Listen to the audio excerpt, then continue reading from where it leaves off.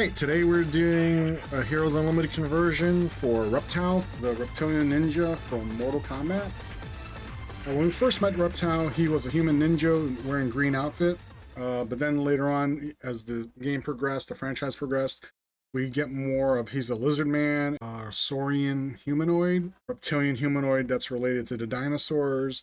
In this case, we're doing him as a lizard man, pretty much using some of the stats from Palladium Fantasy. So stat-wise, his level, hit points, SDC, attributes, those are all randomly rolled. For level, we're doing something simple. We're just doing 2d6 plus 3. In this case, we rolled an 8 total, so he's 8th level.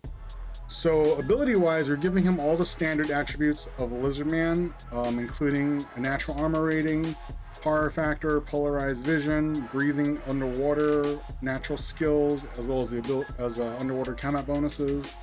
And then we're giving him some mutant traits, in this case a prehensile tongue, being double jointed, giving him a bite attack as well as claws. For powers, we gave him his corrosive acid, using the corrosive spray power. We gave him chameleon power because he cannot turn invisible, but he can blend into the backgrounds. But if he moves too fast, you can see him. And he also has the ability to scale walls and ceilings, so the chameleon power itself gives the power of adhesion.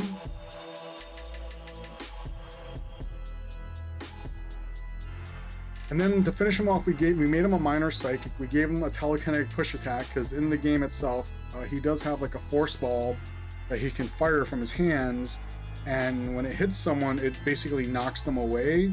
So in this case, I didn't want to cheat and give him just telekinesis just for the sake of it, because then, you know, that leads to all sorts of abuse, power abuse.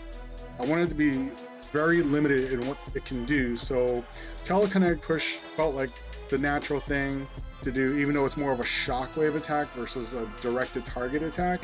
So for Reptile, for skill, we just basically gave him the standard Lizardman warrior package. The only difference is his hand-to-hand. Instead of regular expert or martial arts, we gave him Hung Guard Kung Fu, because later on, as the series developed in the games, it was Mortal Kombat Deadly Alliance, they started introducing real-life martial arts and like kind of specifying which styles characters knew. So for Reptile, he knew Hung Guard Kung Fu. As the games progressed even further, they start introducing other styles into their repertoire. So, you know, at one point Reptile even had like leopard style Kung Fu.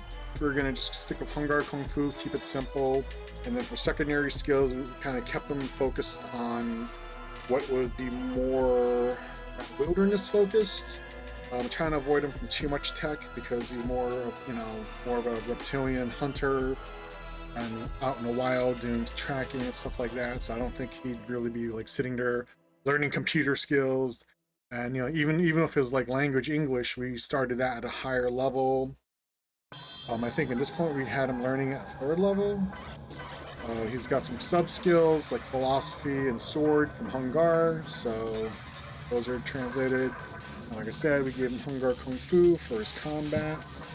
So here you have his bonuses, and then under his martial art powers, we just gave him 3 simple ones. They're all basically just add extra SDC, as well as like physical endurance bonuses, so those are already factored in. The only additional note would be Kengaiko and Shochu Gaiko, and I'm sure I'm butchering those, so forgive me if those are completely off. But basically he can ignore environmental code, so he can like move around in the Arctic and stuff like that, but he's still gonna get hurt by code-based attacks, even if it's just 1d6 or 1d4 die of damage. He's just immune to regular code, but not actual attacks involving code.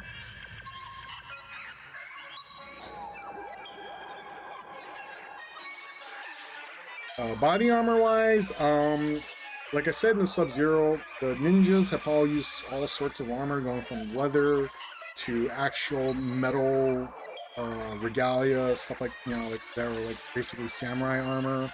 In this case, I just wanted to keep it simple, remembering to focus on mobility, limiting any penalties to physical skills such as prowl. So for him, I just went with studded leather.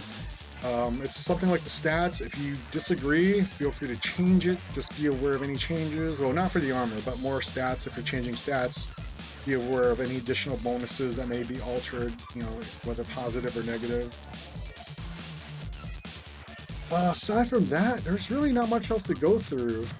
He's one of the few remaining survivors of his home world, called Zatara. In this case, we just made it a different planet, but you know, you could totally just do it as another dimensional realm, which is in line with the games itself. But yeah, there you go. Hope you enjoy. And next conversion, I don't know when, but we'll see. You know, feel free to drop some suggestions down below. I do have a link to the PDF file, so you can just download it and then use it in your campaign or make any adjustments. And there's also affiliate links down there, so you can help support the channel. It's at no extra cost to you. It's just basically links to like DVDs and stuff like that. You just click on it, you buy it for yourself, and I just get like 5 or 10% of it, and that's it.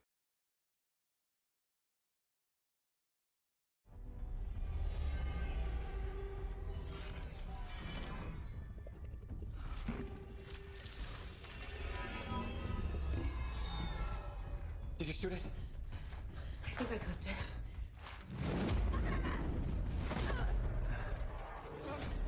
All right, take care. Have a good day. Bye.